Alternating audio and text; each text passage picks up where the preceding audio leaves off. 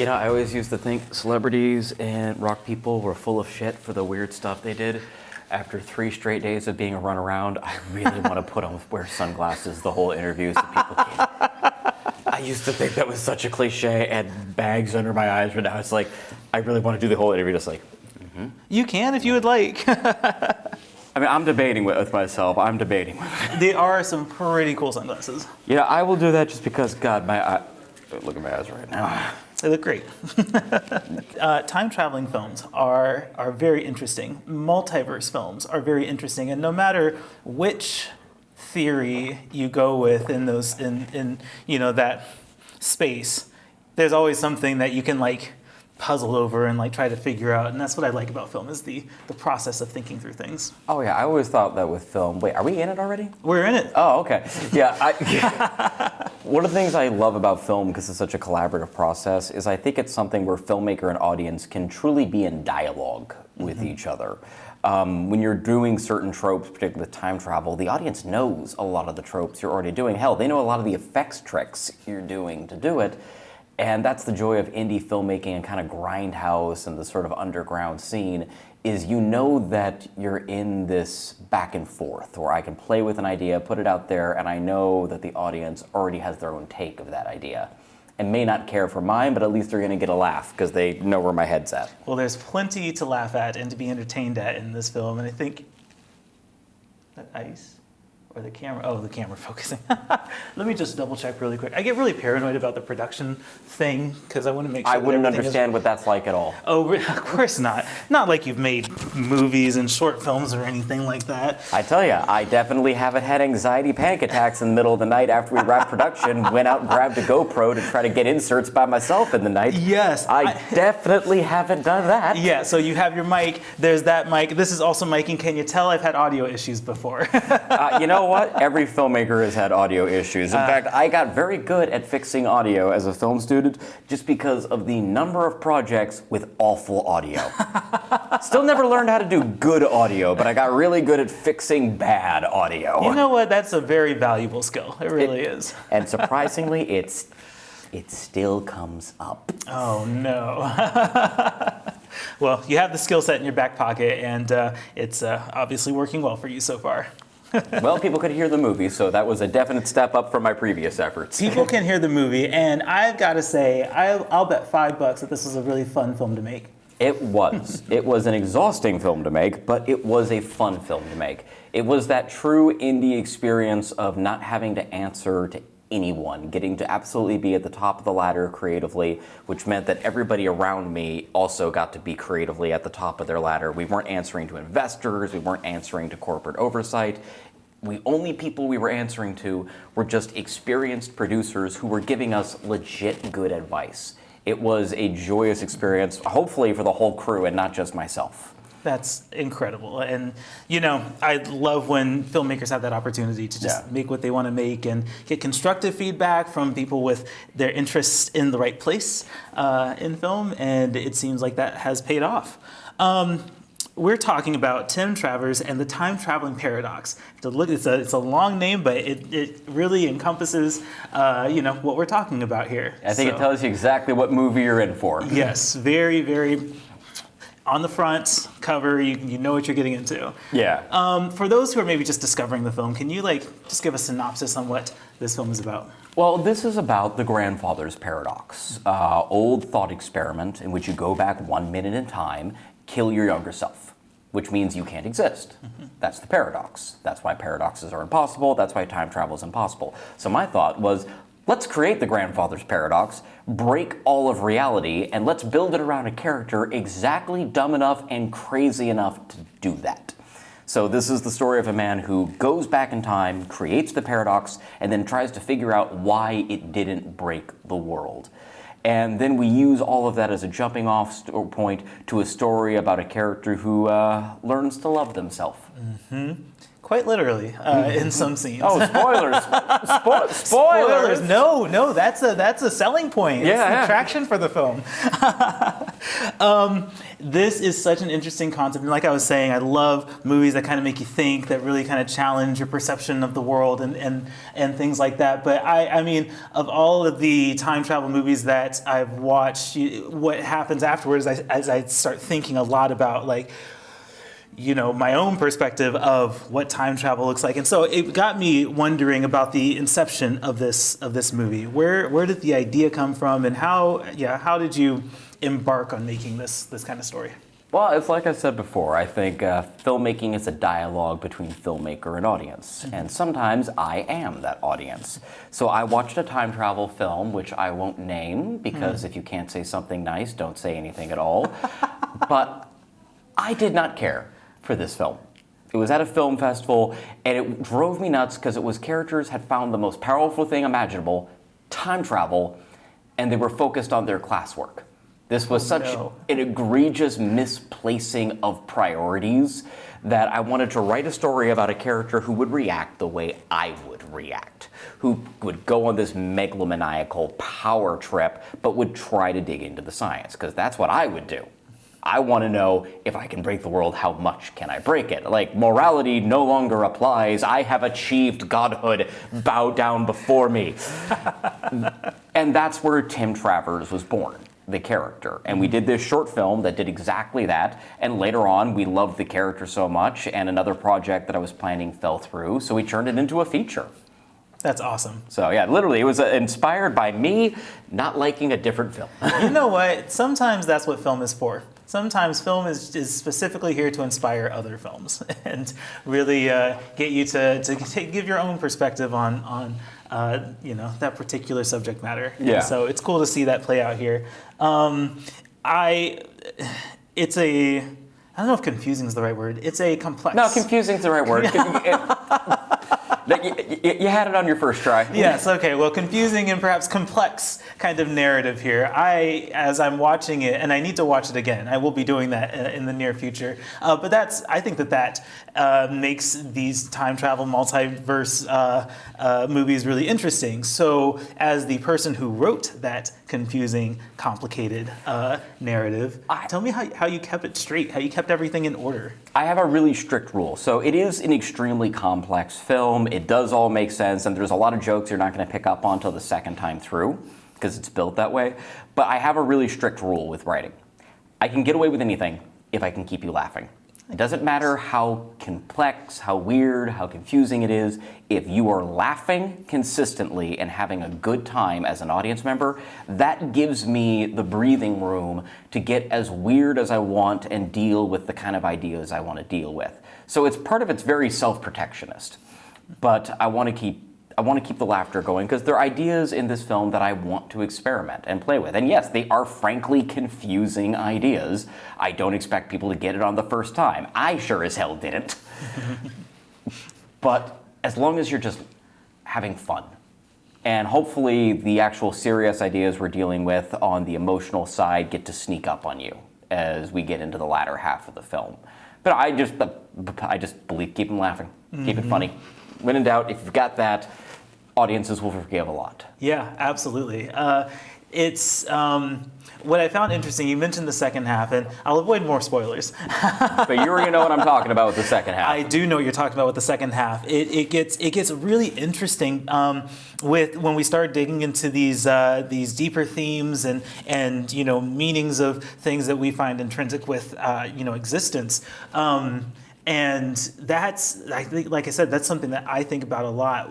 How much time and effort did you spend, decomposing the meaning of life and the meaning of all of this that we're doing in order to encapsulate it into a story that other people can understand? The most time and work really went into the character arcs of the second half, because we are dealing with some stuff that gets fairly dark into the headspace of the main character that isn't particularly funny in the second half.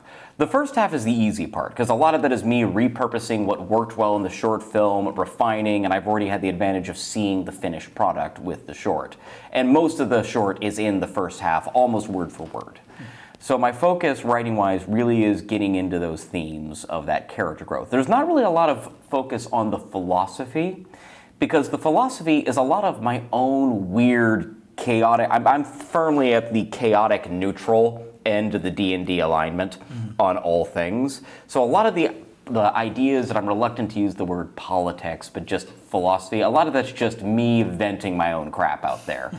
But that's not something I had to think long and hard about. It was already here, and me just being happy to get it on paper. So the energy and effort was really in Tim Travers' character arc and what he as a person is experiencing by the time we get to the end of the film. That is where the writing effort went. That's awesome. And finding a way to keep that funny. The important part, right? I want to talk about the time machine.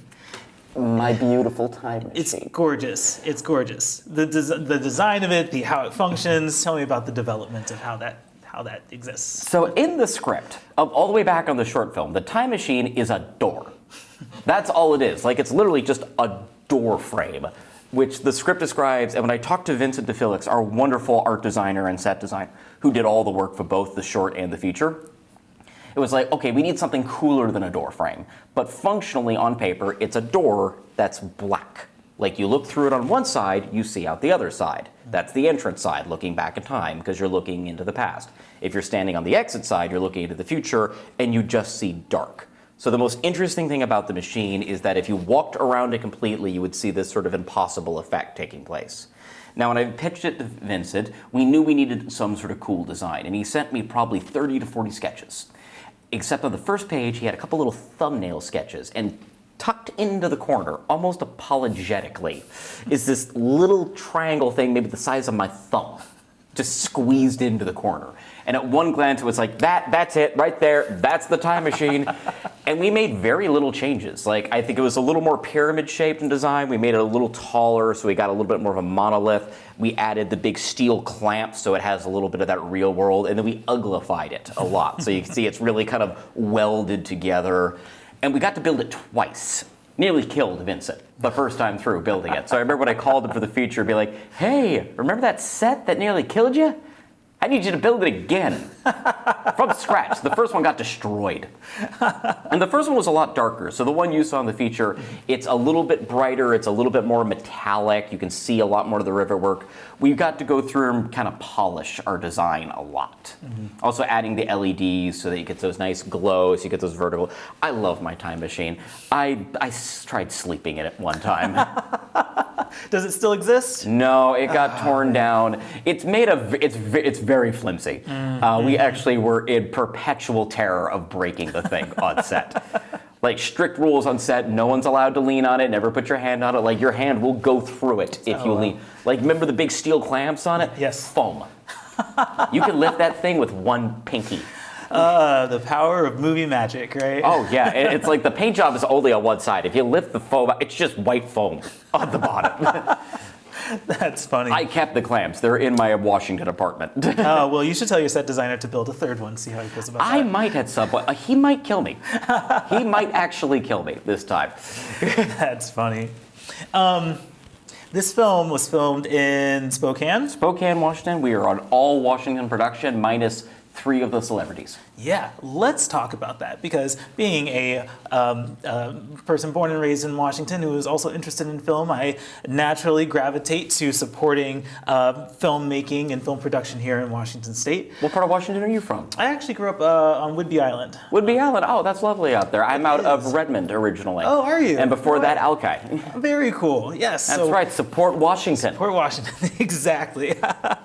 I want to know more about the why Spokane in particular that you chose to film this film.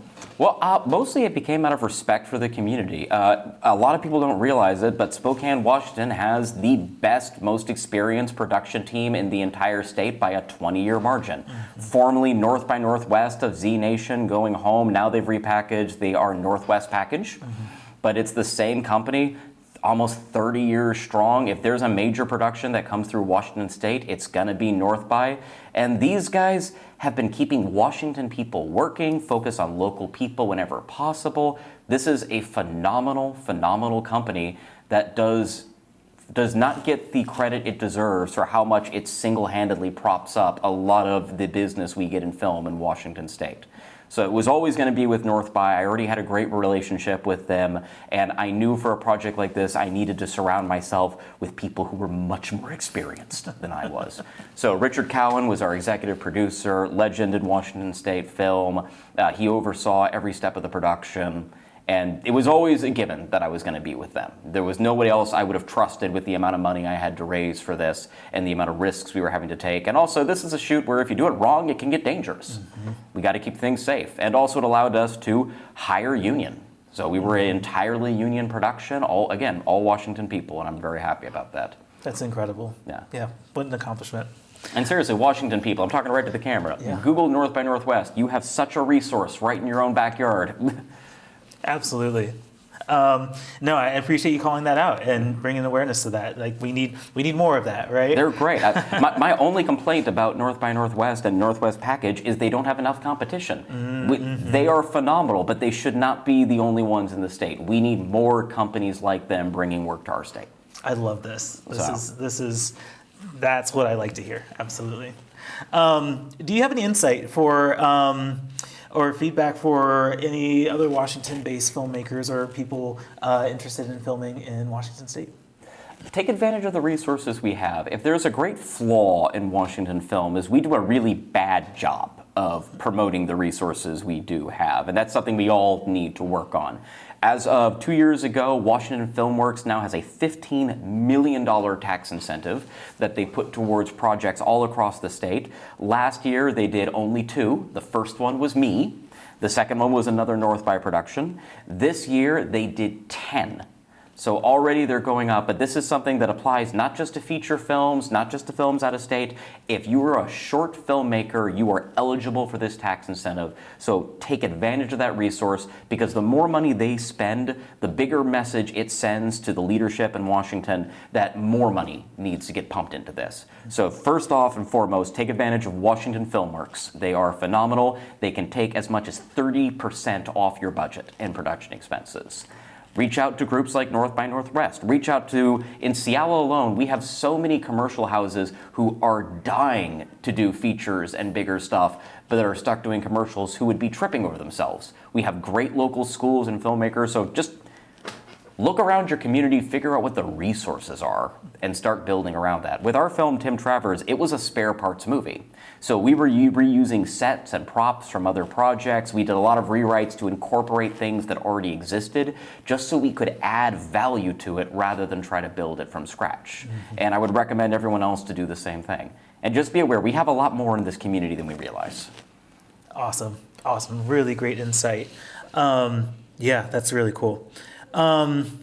So the film has screened here at Yes, SIFF. we did. Twice this weekend. Twice this weekend. Great. Yeah, I want to hear more. How did the screenings go? What was the reaction? The reaction was great. I wasn't sure what to expect. SIFF is one of the least genre. It's the least genre-focused festival we've yet screened at, and we are a genre film.